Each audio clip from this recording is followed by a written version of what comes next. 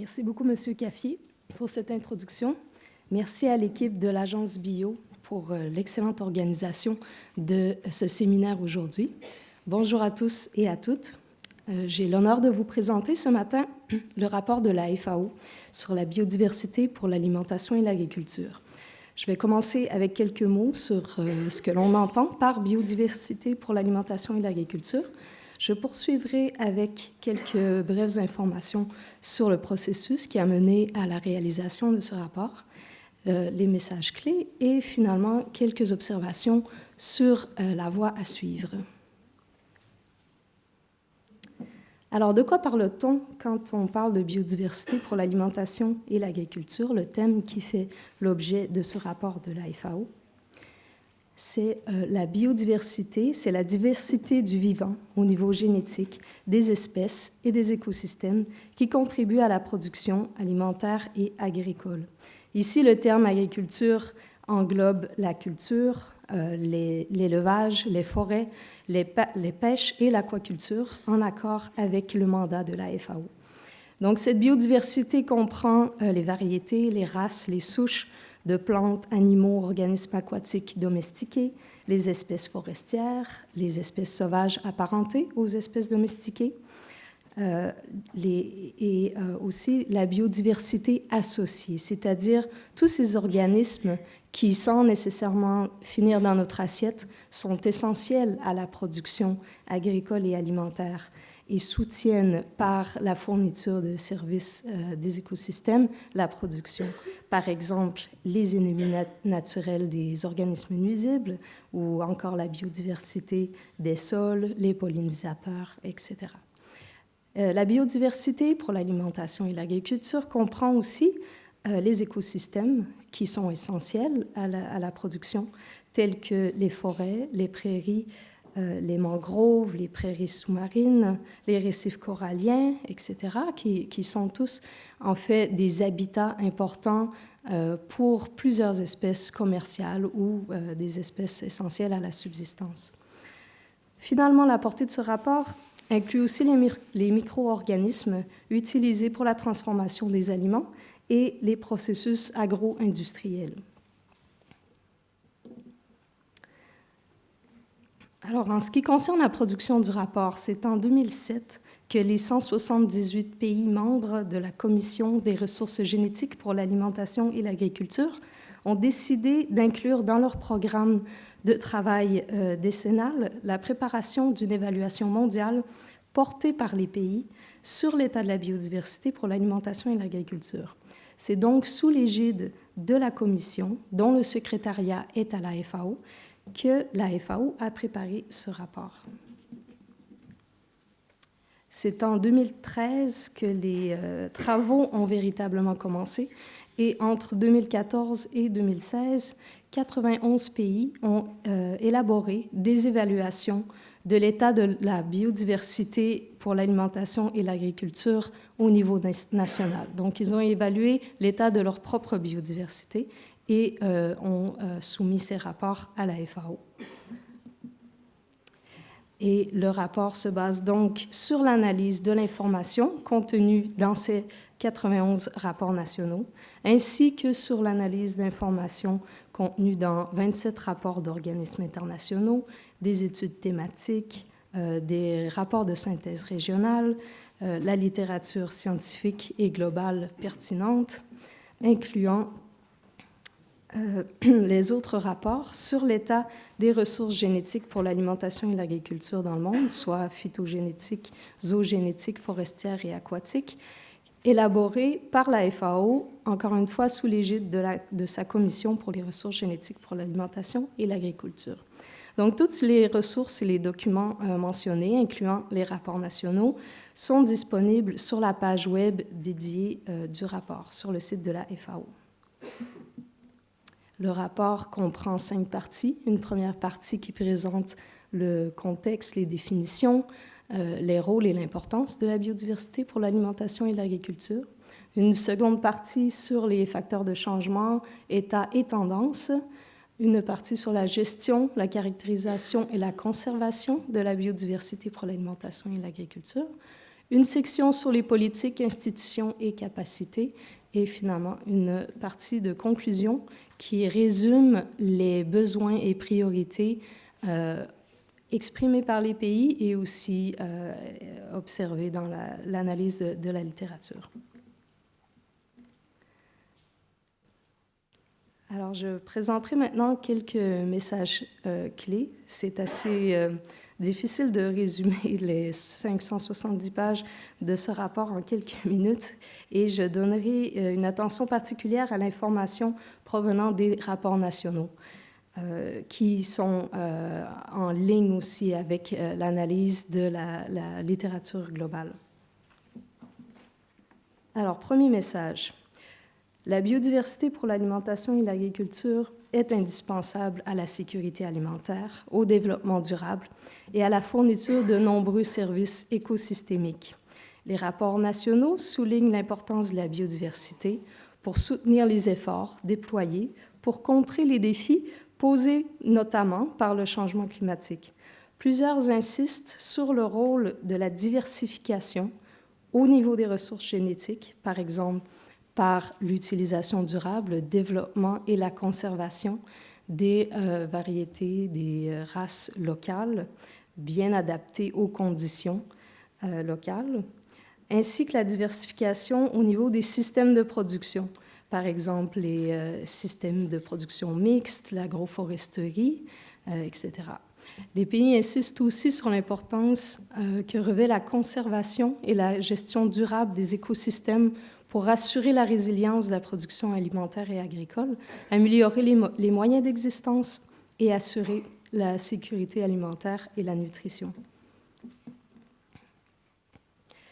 Malgré les données relativement limitées dans les rapports nationaux ainsi que dans la littérature globale, il apparaît néanmoins que de nombreuses composantes de la biodiversité pour l'alimentation et l'agriculture au niveau génétique des espèces et des écosystèmes sont en déclin.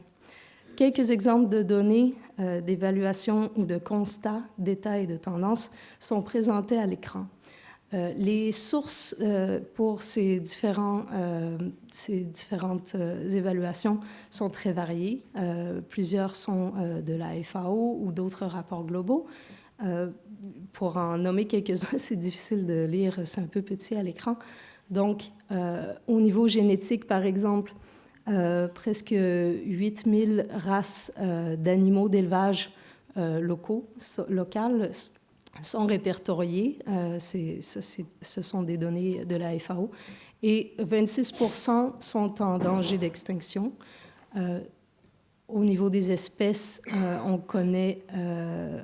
il y a une augmentation du nombre d'espèces qui sont utilisées, par exemple, en aquaculture. Et la pêche de capture intéresse environ presque 2000 espèces.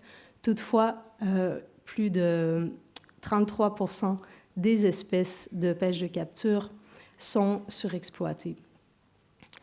Donc, au niveau des sols, il n'y a malheureusement pas de données déterminantes encore sur l'état de la biodiversité des sols. Il y a plusieurs sources d'informations.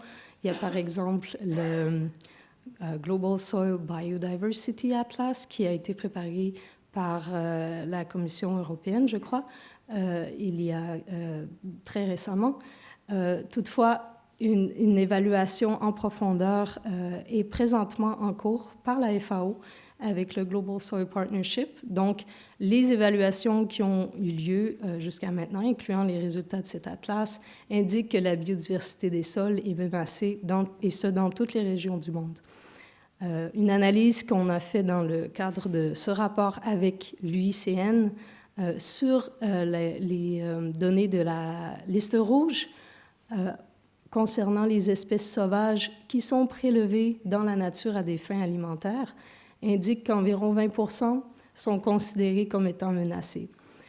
En ce qui concerne les écosystèmes, que ce soit les zones humides, côtières ou intérieures, les mangroves, les récifs coralliens, les herbiers marins, les superficies boisées, les parcours, les données sont négatives. En fait, on observe des déclins ou dégradations dans tous les cas, avec différents disons, la vitesse de déclin ou de dégradation est un peu variable selon les écosystèmes. Donc, les programmes de suivi, par exemple des races d'animaux d'élevage ou des espèces aquatiques commerciales ou de plusieurs écosystèmes d'importance pour l'alimentation et l'agriculture, sont relativement bien développés, mais il subsiste néanmoins d'importantes lacunes, notamment pour ce qui est des espèces, des variétés et des races qui ne font pas l'objet d'un commerce à grande échelle. De nombreuses espèces appartenant à la biodiversité associée, en particulier les invertébrés et micro-organismes, n'ont jamais été identifiées ni décrites. Par exemple, plus de 99% des bactéries et protistes demeurent encore inconnus.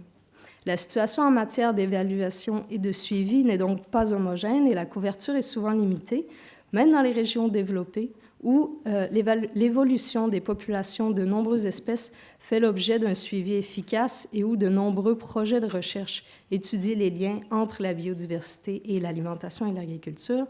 Bien souvent, les données dont on dispose ne donnent qu'un aperçu de l'état d'une espèce ou d'une autre ou d'un certain groupe d'espèces au sein de systèmes de production, d'habitats ou de zones géographiques bien spécifiques.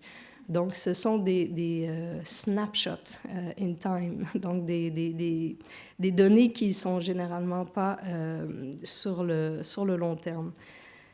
Donc, il est clair que de nombreux éléments de la biodiversité s'appauvrissent et le manque de données gêne souvent la planification des mesures correctives et la détermination des priorités. De l'analyse des rapports nationaux et d'autres publications, il ressort que la biodiversité pour l'alimentation et l'agriculture est influencée par les grandes tendances mondiales, telles que le changement climatique, l'évolution des marchés internationaux, la croissance démographique, qui, eux, à leur tour, induisent des déterminants comme les changements dans l'utilisation des terres, la pollution, l'utilisation excessive d'intrants externes, la surexploitation des ressources et la prolifération d'espèces envahissantes.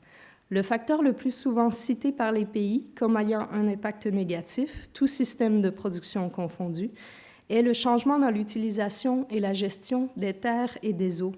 Par exemple, la perte et la dégradation des écosystèmes forestiers et aquatiques.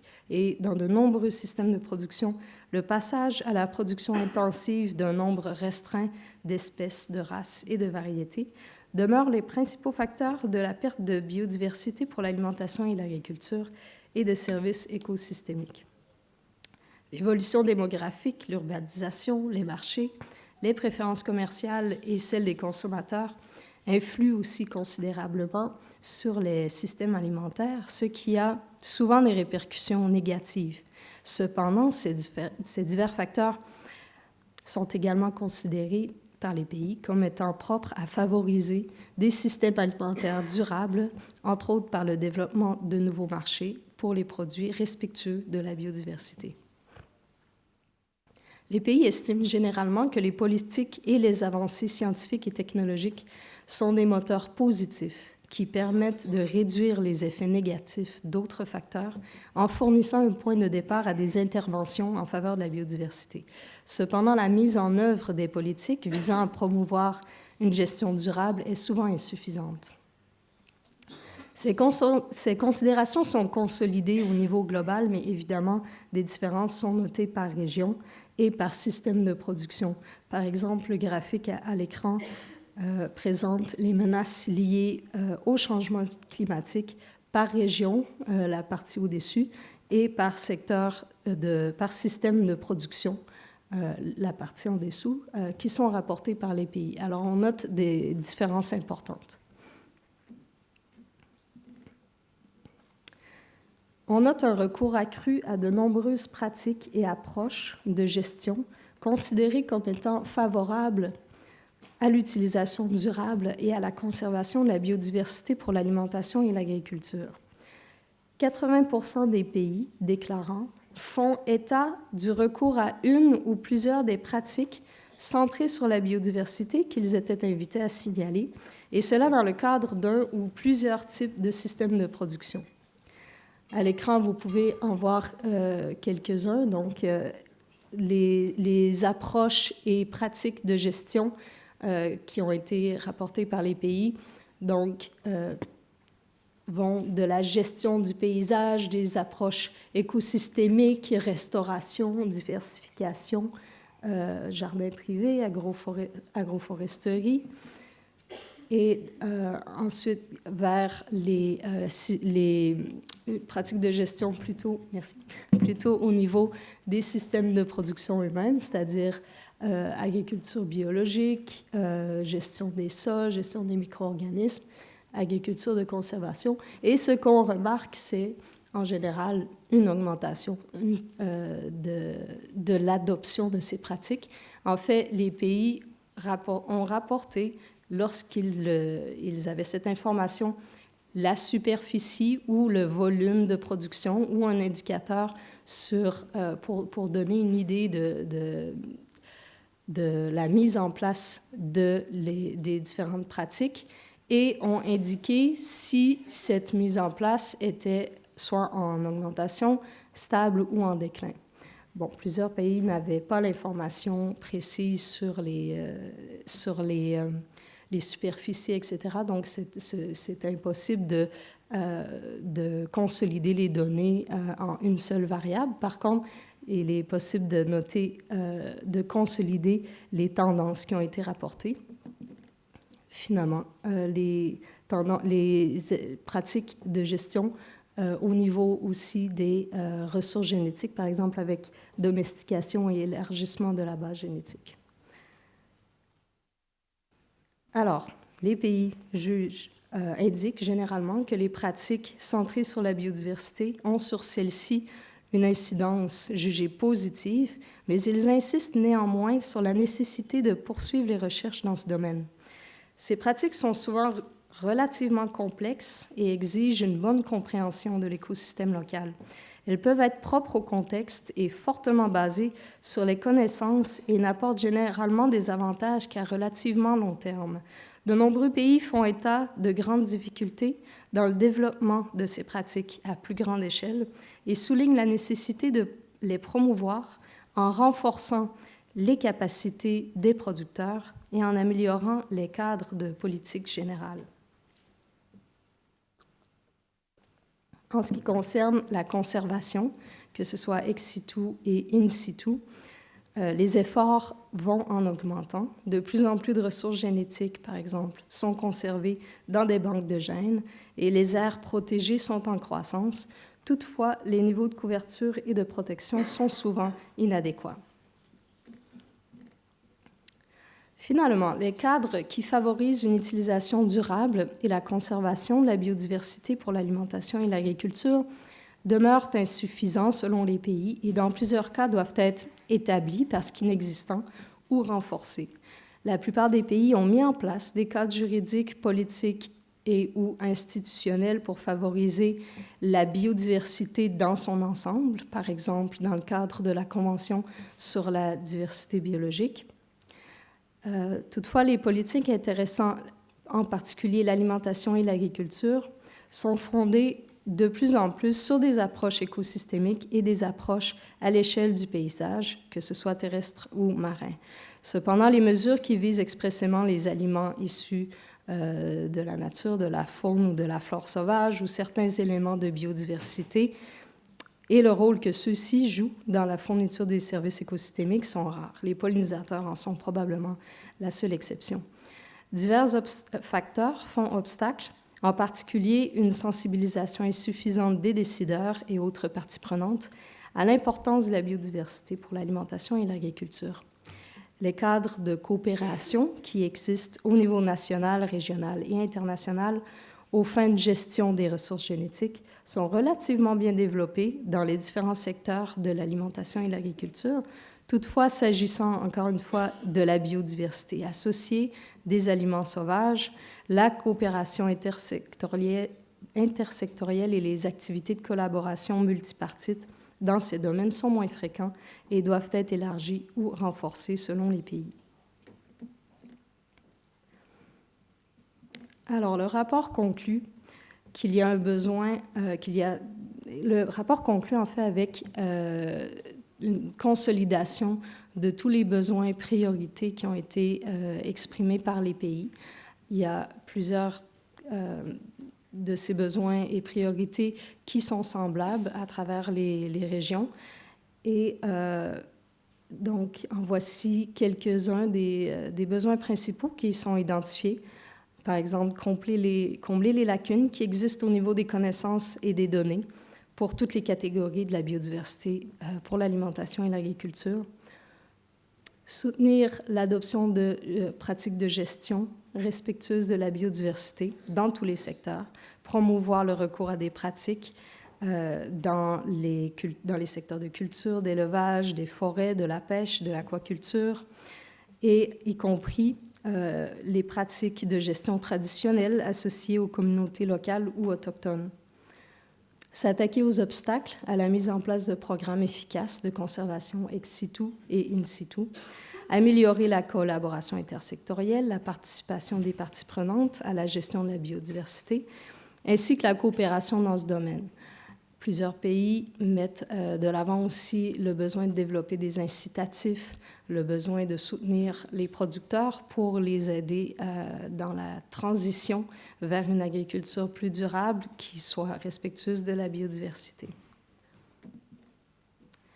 Alors, en réponse aux résultats des autres évaluations globales réalisées par la FAO, aussi portées par les pays, donc basées sur des rapports nationaux et la littérature globale, sur les ressources phytogénétiques, zoogénétiques, forestières et aquatiques, les pays membres de la Commission ont négocié et adopté des plans d'action mondiaux pour guider la mise en place volontaire au niveau national, régional et global d'actions pour adresser les problèmes identifiés afin d'utiliser durablement et de conserver ces ressources.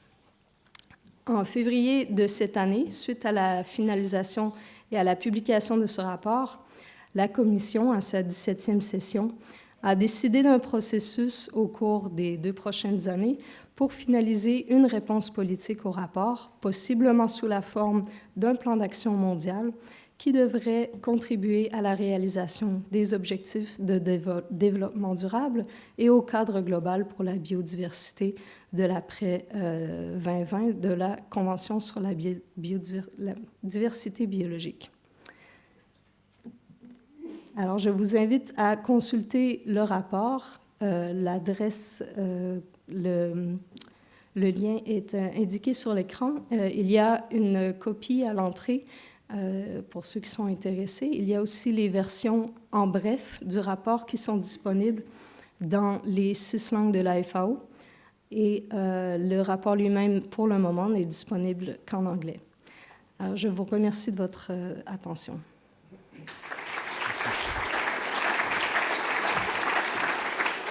Voilà. Merci beaucoup, Julie. On va s'installer là et puis commencer à répondre à vos questions. Voilà, il y en a déjà quelques-unes. Je rappelle le site sli.do.com pour faire vos remarques, poser vos questions. En vous écoutant, je me disais, mais qu'est-ce qui vous inquiète le plus? Parce que c'est forcément pas des très bonnes nouvelles qu'on entend sur la biodiversité. Vous citiez le rapport de l'UICN notamment. Qu'est-ce qui vous inquiète le plus dans cette affaire de perte de biodiversité? Est-ce que ce sont les insectes pollinisateurs? Est-ce que le plancton est menacé aussi? Est-ce que ce sont les barrières de corail? Comment vous hiérarchisez les problèmes, en fait? C'est une question... Vous m'entendez? Oui, je crois. C'est une question qui est difficile, bien sûr, parce que c'est de prioriser une composante ou une autre de la biodiversité, c'est impossible. En fait, ce qui est inquiétant, c'est que la FAO n'est pas la seule à dresser ce constat. Il y a une convergence, le rapport de l'IPBES, oui, par exemple. Il y a une question justement, vous voyez, ça tombe bien, vous apportez la réponse avant que je vous la pose. Est-ce qu'il y a en fait des convergences dans les conclusions? Voilà, c'est le sens de la question. Donc, en ce qui concerne la biodiversité dans le contexte de l'agriculture et de l'alimentation, tout à fait, oui, convergence avec les résultats de l'IPBES. Et donc, c'est inquiétant parce que le constat est fait. Et en même temps, on note une absence de données. Donc, pour plusieurs organismes, pour plusieurs composants de la biodiversité, on ne sait pas, quel rôle ils jouent, quelle importance ils peuvent avoir. et on ne sait pas quel est leur état. Est-ce qu'on est en train de les perdre ou pas? Donc, ce qui est important, je pense, suite à ces différents constats, c'est vraiment d'accélérer sur la mise en place de solutions. Les récifs coralliens sont en déclin de plus en plus rapide. Les insectes, il y a des rapports qui ont été publiés récemment, indiquent une perte de diversité, mais aussi de biomasse des insectes. Donc, je crois que le minimum d'informations nécessaires pour justifier une intervention rapide et efficace sont là. Le climat, ça va continuer à se réchauffer, hein, c'est une évidence. Il y a assez peu de scientifiques aujourd'hui qui pensent qu'on va réussir à ne pas dépasser la barrière de 2 degrés. Ou alors il faudrait vraiment agir très très vite et très très très fort. Quelles sont les conséquences de ce réchauffement global sur l'état de la biodiversité en lien avec l'alimentation? Qu'est-ce qu'on peut envisager? Alors, plusieurs impacts différents du changement climatique, que ce soit par exemple de déplacer les zones où les espèces peuvent évoluer.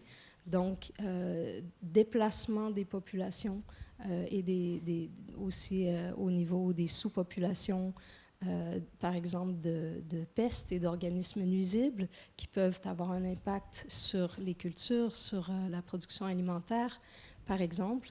Ensuite, évidemment, des désastres, les inondations, les changements dans les précipitations, tout ça va avoir un impact évidemment sur la production agricole et les pêches, sur l'aquaculture, l'élevage.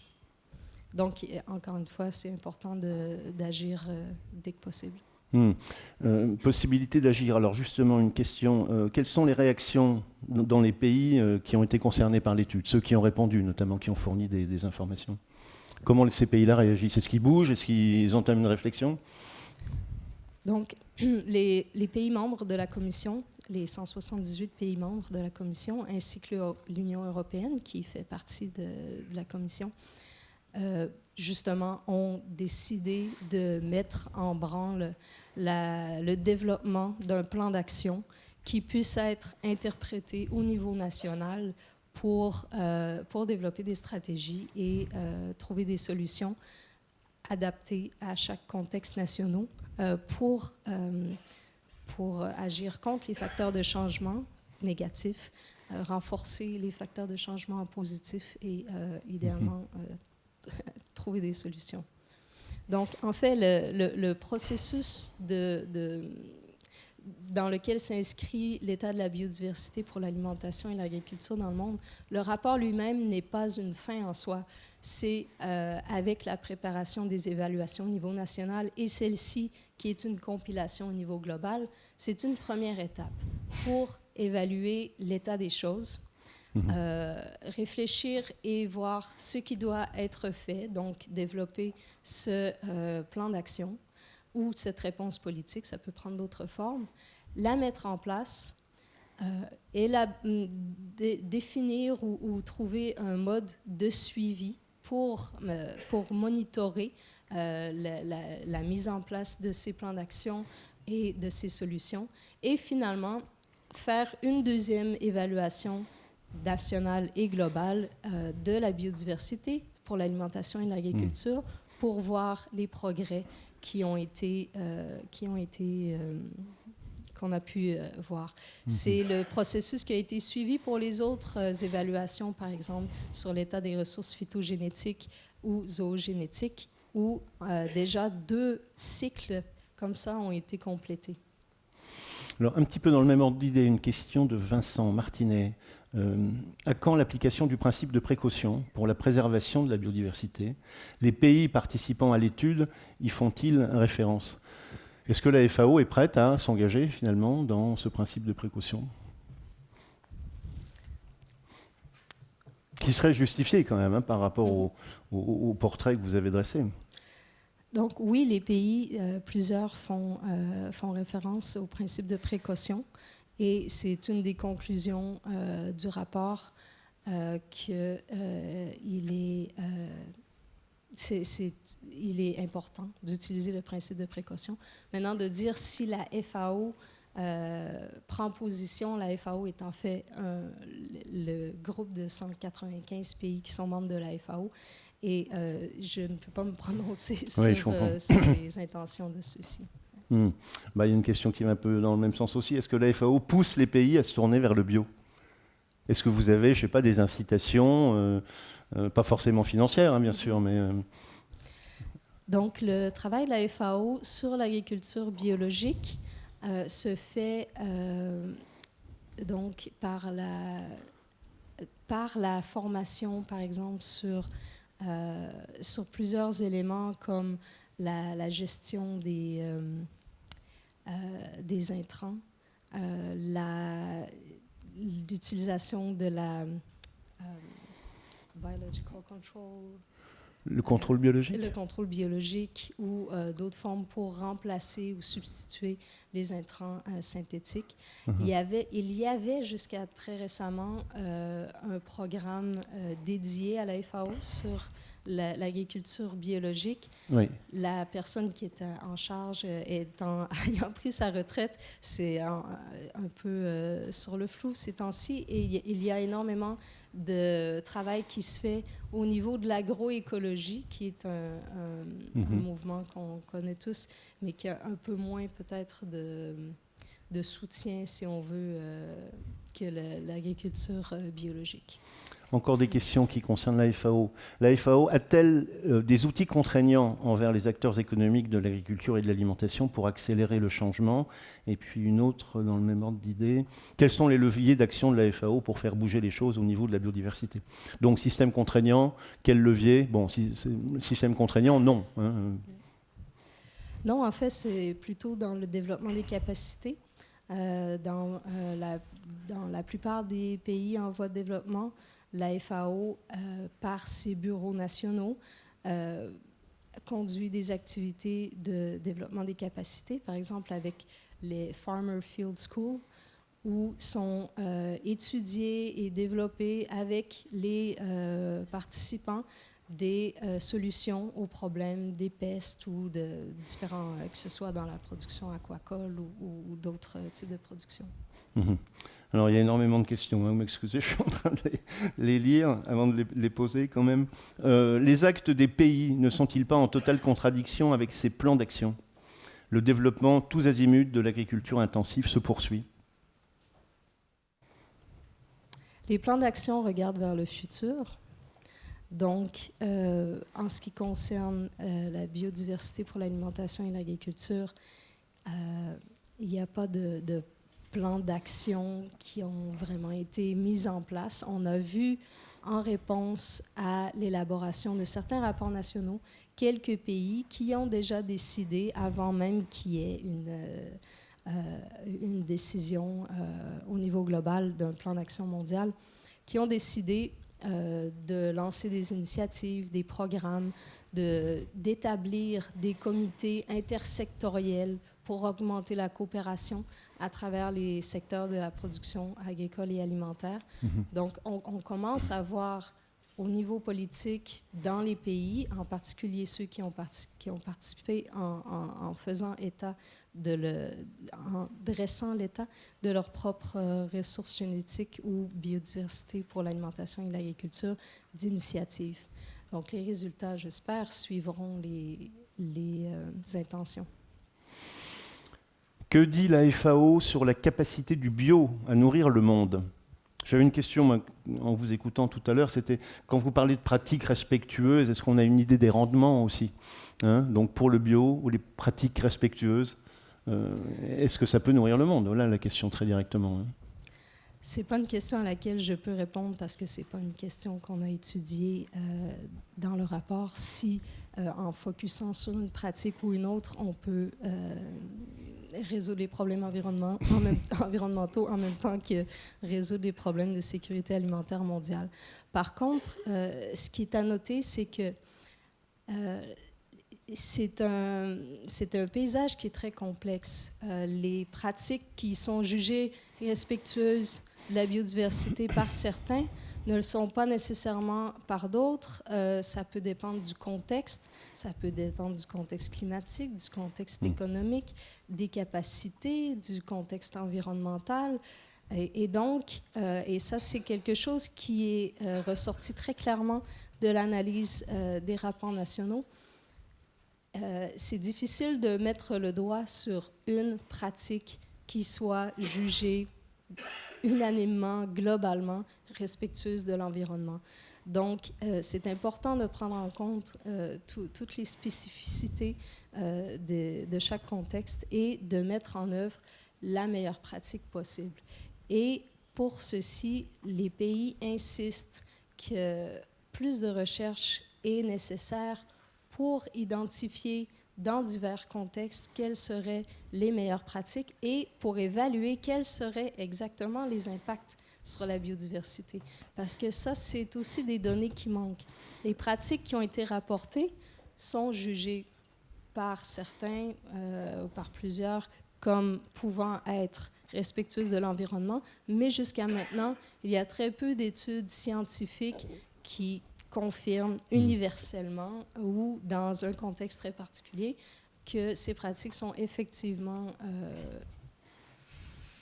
en plus d'être plus productives, qu'elles soient aussi positives pour la biodiversité. Dans la foulée, la FAO travaille beaucoup sur la faim dans le monde. Est-ce que vous avez observé un lien entre agriculture biologique durable et réduction des famines, pour prolonger votre réponse? Il n'y a pas d'exemple précis, concret. D'accord. Voilà, que dit la capacité? OK. Alors, existe-t-il des exemples concrets d'amélioration de la biodiversité suite à des prises de décisions politiques et la mise en place de pratiques respectueuses? Si oui, quelles décisions? Est-ce qu'on a des exemples d'une amélioration sensible? C'est peut-être dans les zones protégées aussi. Vous parliez des barrières de corail. C'est vrai que la barrière australienne est en très mauvais état. C'est mieux en Nouvelle-Calédonie grâce à cette zone protégée qui a permis le retour des baleines à bosse, d'une biodiversité certaine. Est-ce que ça, c'est une réponse adéquate, je dirais, pour la protection de la biodiversité? Il y a beaucoup d'exemples locaux et spécifiques. D'ailleurs, le rapport en est truffé de ces exemples que les pays ont donnés. Donc, des exemples, oui, où, par exemple, la conservation, l'établissement d'aires protégées a permis, ou l'établissement, oui, il y a un exemple, par exemple, d'établissement de forêts pour dédié aux pollinisateurs, donc où les espèces qui sont sélectionnées pour soutenir et donner un habitat à des espèces locales de pollinisateurs et qui ont mené à une augmentation et une meilleure santé de ces populations de pollinisateurs. Donc, il y a toutes sortes d'exemples à toutes sortes d'échelles et dans toutes sortes de contextes de petits et de grands gestes qui sont posés. Donc, c'est difficile de généraliser. Pourquoi on ne parle pas plus d'agroécologie alors qu'il y a beaucoup plus de fermiers qui font de l'agroécologie que du bio? Vous avez une réponse? C'est une bonne question. Je crois que la réponse se trouve dans le fait que l'agriculture biologique est plus organisée. Avec la certification, par exemple, il est possible de suivre les superficies, la production, le nombre de producteurs. C'est sûr qu'il y a tous ceux qui ne sont pas, certifiés, qui ne sont pas pris en compte dans ces chiffres. Et donc, c'est une sous-estimation probablement de l'agriculture biologique. Mais donc, avec ces données, on a une bonne idée quand même de la progression. On sait, par exemple, par les données de Célifom ou le FIBEL, que depuis les débuts des années 2000, les superficies ont quintuplé, je crois. Alors que pour l'agroécologie, déjà, simplement définir ce qu'est l'agroécologie, c'est un peu plus complexe. Il n'y a pas encore d'indicateurs précis comme, par exemple, pour l'agriculture biologique. Ce qui fait que c'est difficile d'évaluer combien de producteurs suivent des pratiques agroécologiques. Et donc, voilà, c'est difficile de suivre. Et ça explique peut-être en partie pourquoi on en entend moins parler ou enfin de façon moins concrète que l'agriculture biologique. Toutefois, il y a un mouvement important et tout à fait présent d'agroécologie qui prend diverses formes selon les régions, avec plus d'emphase sur les mouvements, la question sociale, par exemple en Amérique latine, ou encore sur les méthodologies ou la recherche ici en Europe. Et la FAO a une équipe de travail sur l'agroécologie et tente de concilier et de propager les messages et les principes de la production agroécologique. Alors, on a encore un petit peu de temps, on va prendre des questions dans la salle également. Hein. Si vous souhaitez intervenir, vous pouvez lever la main. Je donne une autre question. Décidément, on attend beaucoup de choses de la FAO. Vous savez. Tout le monde vous réclame de l'action, des décisions. Autre exemple, l'urgence climatique ne devrait-elle pas pousser la FAO à prendre des positions plus fortes pour agir concrètement et vite? Alors, je sais bien que vous n'êtes pas porte-parole de la FAO, mais vous, Julie Bélanger, qu'est-ce que vous en pensez? Est-ce qu'il faut aller plus vite et plus fort? En fait, si je peux dire, la FAO ne prend pas décision, ne prend pas position. La FAO représente ses pays membres, les 195 ou plus ou moins pays qui sont membres de la FAO. Donc, la FAO est un lieu d'échange, de développement des capacités, de soutien aux pays pour prendre des décisions, pour mettre en place des politiques, etc. Mais la FAO ne dicte pas ou ne prend pas une position ferme sur les différents sujets. Ceci étant dit, il y a un programme de travail très important. Il y a une division tout entière qui est dédiée au changement climatique au sein de la FAO. Et ce résulte des décisions que les pays membres de la FAO ont pris d'allouer le budget et donc de mettre en place ce programme depuis plusieurs années déjà. Est-ce qu'il y a des questions? Moi, j'en ai encore plein là, ici. Donc, alors là, j'ai une question très pointue. Avez-vous abordé la question du rôle des ectomycorhizes et des batraciens? Alors là, je vous laisse faire. Des ectomycorhizes et oui, je ne sais pas. Est-ce que quelqu'un voudrait expliquer peut-être au micro? Je ne sais pas. Directement. Qui a posé cette question? Anonyme. Eh ben voilà. Anonyme. Anonymous. Tombez le masque. Je suis désolée, je ne peux pas répondre à la question. Je voulais vous signaler aussi que les gens qui nous suivent sur Internet, parce que c'est retransmis en direct, peuvent aussi poser des questions. Donc, ce spécialiste des batraciens est peut-être chez lui en train de regarder le séminaire, mais pas dans la salle. Ah si, on a quelqu'un? Ah. Merci. C'est donc vous? C'est moi, oui. Je plaide coupable, bien que je ne sois pas spécialiste du domaine. Ah bon, bah allez, non. C'est vrai qu'il y a... Mais je lis le journal, et donc hier soir, il y avait un article dans les Échos, justement, sur les ectomycorhizes et le rôle qu'ils ont... Enfin, vous savez ce que c'est, les ectomycorhizes? Donc, ils sont associés aux racines des arbres. Qui sont associés aux racines des arbres. Il y a les endos et les ectomycorhizes. Et si j'ai bien compris le fond de l'article, c'est que ces ectomycorhizes sont extrêmement utiles, mais aussi très menacés par la question du changement climatique. Donc, si j'ai bien compris, si les projections concernant les évolutions du climat se réalisent, ces ectomycorhizes seraient menacés et du coup il y aurait des libérations de gaz à effet de serre, etc. Donc ça aurait des conséquences dramatiques. Donc ça lie biodiversité et climat. Donc c'est cet objet-là. Et sur les batraciens, alors c'est vrai que c'est un peu un angle mort de l'agriculture biologique. Donc ma question était, est-ce que vous l'avez abordé dans ce rapport et est-ce que l'agriculture biologique a un rôle spécifique par rapport au rôle et au maintien des batraciens? Oui, d'accord, très bien. Si on m'avait dit que les Échos s'intéresseraient un jour aux ectomycorhizes, je n'aurais pas cru, mais après le journal du dimanche, c'était un autre signe, sans arrêt. Absolument, mais je suis d'accord avec vous. Mais j'exagère parce que les Échos font souvent de très très bons articles sur le climat, et sous l'angle économique aussi et financier. Bon, votre réponse? Merci pour les précisions. Si nous avons étudié en particulier les ectomycorhizes, non. Il y a une étude de la biodiversité dans le sol plus généralement. Et j'imagine que ce soit pour les ectomycorhizes ou d'autres organismes présents dans les sols, les changements climatiques, effectivement, peuvent avoir des conséquences, mais aussi les pratiques agricoles. Et c'est là que le bio, par exemple, en évitant les intrants chimiques dans les sols, permettent de conserver cette biodiversité qui est présente dans les sols.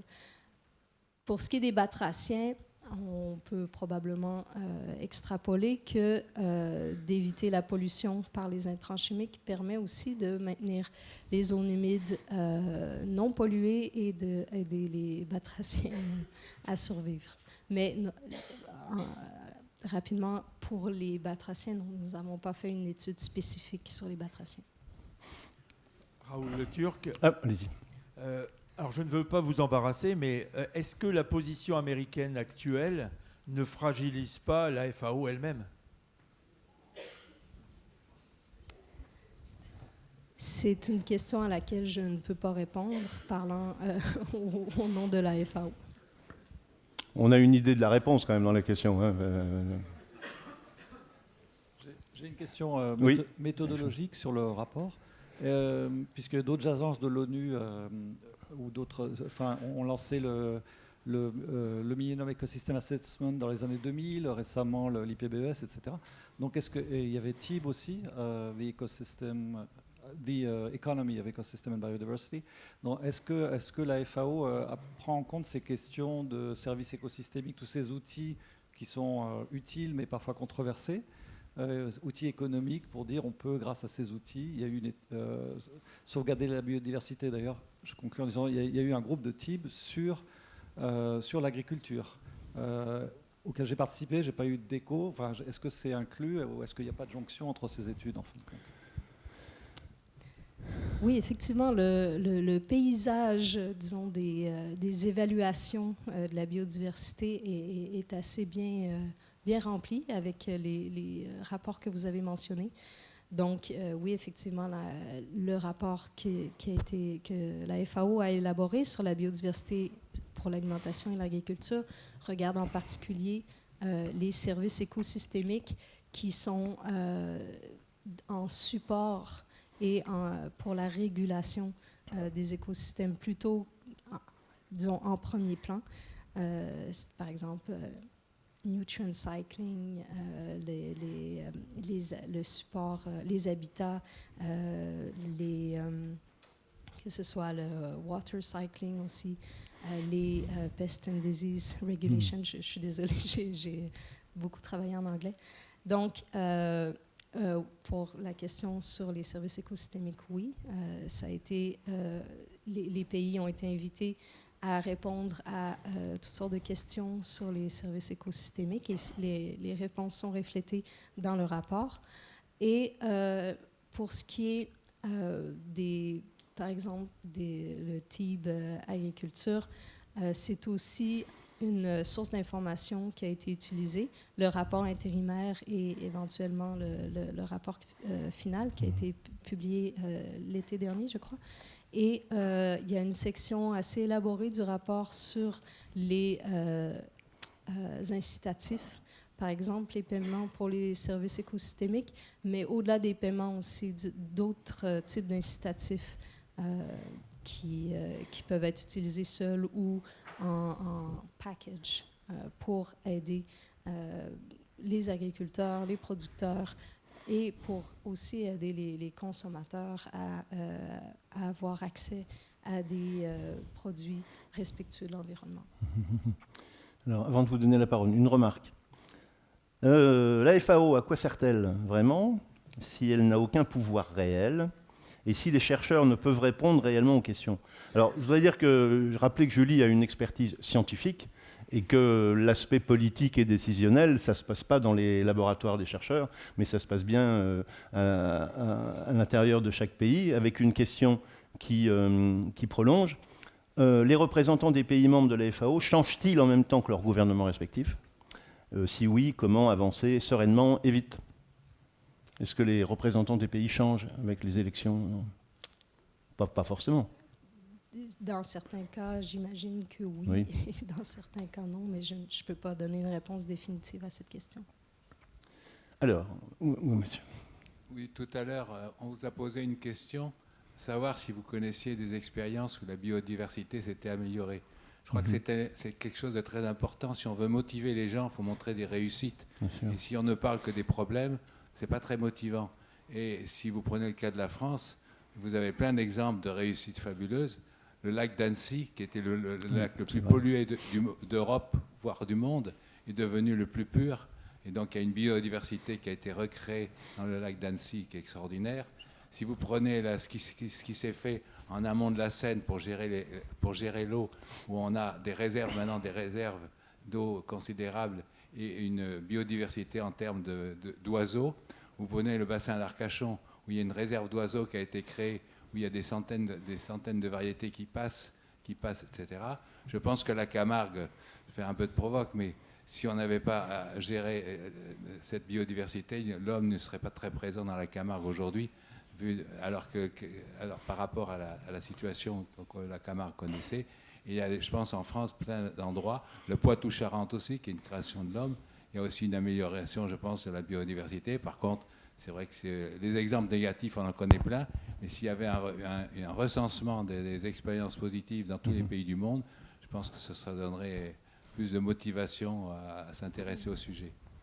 Oui, c'est une belle idée. Oui, merci pour cette observation. Et effectivement, les pays ont été très enclins à nous donner leurs expériences positives pour mettre en valeur, mettre en lumière les décisions qu'ils ont prises et les résultats qu'ils ont pu observer. Et dans justement l'approche que l'on a décidé de prendre avec le rapport sur l'état de la biodiversité pour l'alimentation et l'agriculture dans le monde n'était pas seulement de regarder le déclin, l'état et l'évolution, mais aussi de montrer autant que possible les exemples, les contre-mesures, les bonnes pratiques. Donc, il y a toutes sortes d'encadrés, par exemple, dans le rapport qui présente certains cas qui ont été présentés. Et aussi, il y a beaucoup d'emphase qui a été mise sur la gestion de la biodiversité pour l'alimentation et l'agriculture et le message que ces pratiques sont en augmentation. On a essayé de le transmettre le plus fortement possible. Ce qui est intéressant de voir, c'est que les médias ont, lorsque le rapport est sorti, les médias ont surtout focusé sur les aspects négatifs, alors que notre message, c'est vraiment, oui, il y a un déclin et c'est important d'agir. Toutefois, on voit qu'il y a déjà des débuts de solutions sur lesquels on peut bâtir et donc que ce n'est pas tout négatif. Voilà. Merci. Vous faites bien d'appuyer sur les solutions. Je pense que c'est une bonne idée. En même temps, il ne faut pas non plus oublier quel est le problème. Si on veut évaluer et présenter des solutions concrètes, il faut toujours avoir à l'esprit quel est le problème pour la biodiversité comme pour le climat, par exemple. Ça me paraît nécessaire. Les deux sont possibles. On prend encore une ou deux questions, puis on va... Oui, bonjour, Maurice Sanciaume, Institut de médecine environnementale. Je vous remercie de votre présentation et je souhaiterais faire un lien avec une autre étude rapport qui a été publiée il y a environ un an par la FAO qui a encouragé les États, enfin un rapport avec une note optimiste pour atteindre les objectifs de développement durable pour 2030 et notamment l'impact sur la biodiversité, sur la santé, sur la qualité de l'eau, mais aussi sur le climat avec le stockage du carbone. Et donc, ces pratiques, vous l'avez évoqué rapidement, c'est l'accroissement, je dirais le changement d'échelle des pratiques agroécologiques diversifiées. Et donc, ne faudrait-il pas mettre plus d'emphase sur la connaissance des sols, cette biodiversité absolument fantastique qui manque aujourd'hui et qui est certainement une des solutions pour le court terme pour avancer par rapport à tous ces points pour 2030. C'est un très bon point. La biodiversité des sols, en effet, a été jusqu'à récemment relativement négligée. Toutefois, depuis quelques années, la communauté internationale commence à s'intéresser de plus en plus à la biodiversité des sols. Il y a eu l'établissement, je crois que c'est chaque 5 décembre, de la Journée internationale de la biodiversité des sols. Ensuite, il y a le Global Soil Partnership qui est avec la FAO et le Intergovernmental Technical Soil Panel qui ont déjà élaboré un premier rapport, je crois que c'était en 2015, de l'état des sols en général dans le monde et qui sont présentement en train de faire une évaluation globale de la biodiversité des sols. Donc, il y a présentement quand même une attention croissante à la question très importante de la biodiversité des sols. L'INRA amène un plan qui s'appelle 4 pour 1000, vous avez sans doute suivi ça. Ça peut être intéressant, on pourra poser la question à un chercheur de l'INRA qui sera là cet après-midi. Il ne va pas intervenir sur cette question-là, mais on pourra lui poser aussi. On prend encore une question peut-être ici devant ou là-bas. Allez, bon. Allez-y. Bonjour. Pour rester sur les exemples positifs et la biodiversité des sols, il y a des études en France sur des fermes en permaculture qui ont été faites ces dernières années. Et on voit que le sol est riche et vivant par rapport à des sols en agriculture conventionnelle.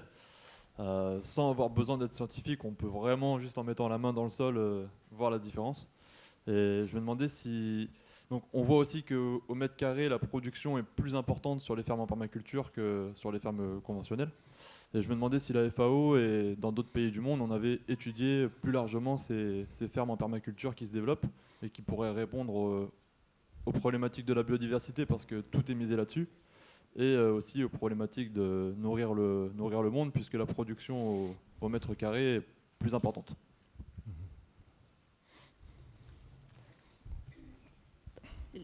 Avec une première réponse qui me vient en tête, c'est avec les Farmer Field Schools que j'ai évoquées plus tôt. Les questions, par exemple, de diversification de polyculture sont abordées dans plusieurs pays. Il faut comprendre que le travail de la FAO dans les pays suit un plan qui est développé avec le gouvernement local. Donc, les instances nationales vont décider quels sont les sujets, quels sont les travaux, que ce soit le développement, le soutien des capacités, renforcement des capacités.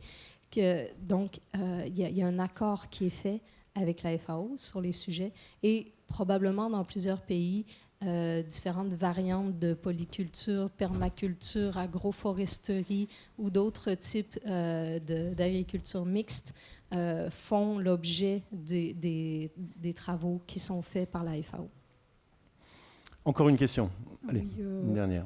Vous avez parlé de la différence entre l'agriculture biologique et l'agroécologie.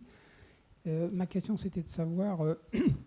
Est-ce que vous comptabilisez dans l'agroécologie la permaculture qui est en développement très rapide depuis un certain nombre d'années?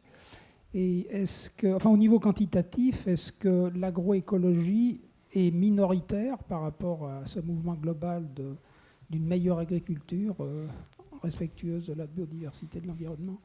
Donc, est-ce que c'est la traçabilité facile de la certification bio qui a guidé l'étude de la FAO, et est-ce que l'agroécologie a été négligée parce qu'elle n'est pas traçable? Dans le rapport sur l'état de la biodiversité pour l'alimentation et l'agriculture dans le monde, les deux sujets sont traités, que ce soit l'agriculture biologique et l'agroécologie. Pour chacun, on établit quels sont justement les indicateurs quantitatifs pour savoir l'adoption au niveau global de ces pratiques. Et le constat, c'est que pour l'agroécologie, contrairement à l'agriculture biologique, il n'y a pas d'indicateur parce que l'agroécologie est encore disons, n'a pas de structure pour le moment, disons, pour véritablement quantifier. Donc, il y a des estimations.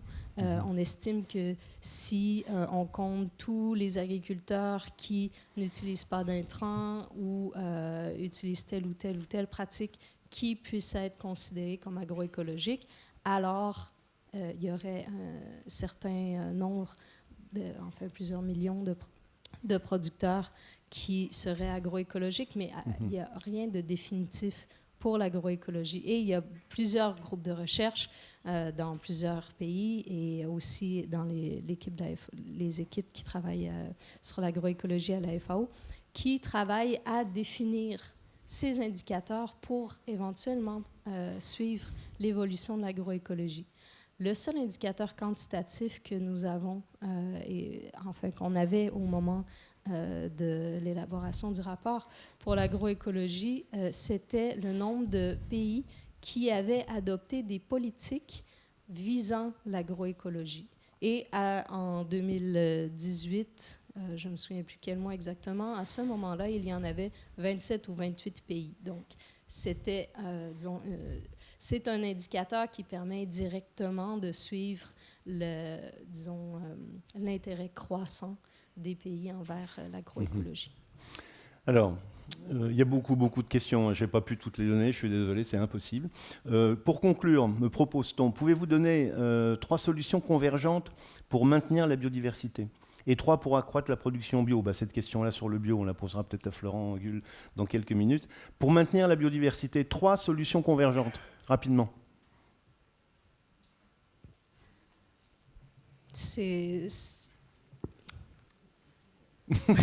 Heureusement qu'il n'y en a que 3 et pas 5. Hein, parce que... Non, c'est que justement, si on résume à 3 et si on veut, si on pense à tous les systèmes de production et oui, je comprends bien. C'est sûr que ma réponse va être assez générale, hein, mais 3 solutions, ce serait... Convergentes, oui. Convergentes, ce serait donc d'améliorer ou plutôt de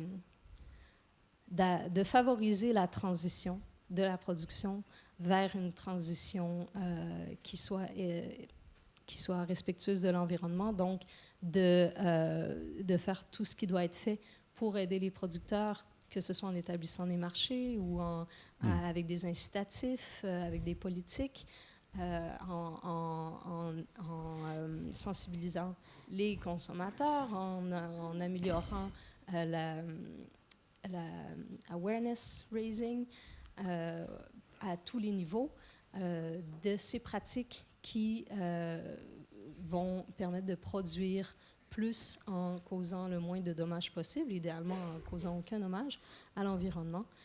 Donc, première chose. Ensuite, conserver les ressources locales au niveau génétique, au niveau des espèces, conserver les écosystèmes qui sont importants pour l'agriculture et l'alimentation, et aussi restaurer les sols dégradés, restaurer les forêts, restaurer pour avoir, encore une fois, un environnement qui soit plus sain, plus productif et donc qui permette de répondre aux questions de perte de biodiversité. Bien, ce sera la conclusion. Alors, vous pourrez faire passer le message à la FAO. Hein, il y a beaucoup d'impatience. Les rapports, c'est super, c'est hyper important. L'action, la décision, c'est nécessaire aussi, hein, vous pourrez dire, parce qu'il y a beaucoup de remarques sur... voilà, il faut agir. Hein, je crois que c'est un message que vous pouvez faire remonter. Merci beaucoup, Julie Bélanger, d'avoir été avec nous. Merci beaucoup. Merci à vous.